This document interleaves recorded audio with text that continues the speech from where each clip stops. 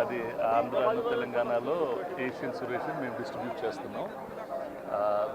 అంటే వ్యవస్థ మీద అతను బాగా సినిమాలు చేస్తారు.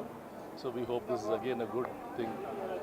అంటే సిస్టమ్ని క్లీనప్ చేయటం అనేది అందరి మనసులో ఉంటుంది. శంకర్ గారికి అది అలవాటు. అది అలాంటి సినిమాలను ఎంటర్టైన్మెంట్కి చెప్పడం ఆయనకు బాగా వచ్చిన విద్య. I hope he comes up with another good film. మనకు అందరికీ తెలుసు సొసైటీలో వాట్ ఆల్ గోస్ ఆన్. ప్రతి ఒక్కరూ కొంచెం చేస్తే it will become a better world to live. That's my personal feeling. అది I don't think so much.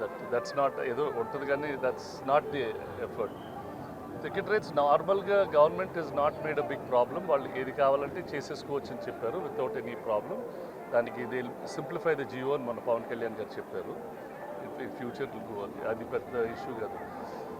Ticket రేట్లు పెంచడం కన్నా ఫిలిం వ్యూయింగ్ అనేది అందరికీ మనం అందుబాటులో పెట్టాలా, ఎక్కువ మంది వచ్చి సినిమాలు చూస్తూ ఉండాలా.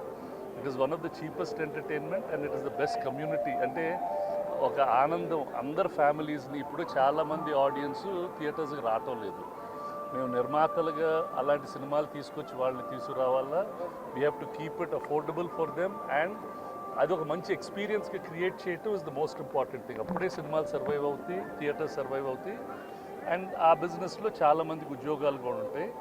సో దట్ యాక్టివిటీ అనేది the whole industry should look forward. దాన్ని ఎలా ఆ యాక్టివిటీని కమ్యూనిటీ బిల్డింగ్ ఎలా చేయాలని మేము అందరూ ఆలోచించి చేస్తాం.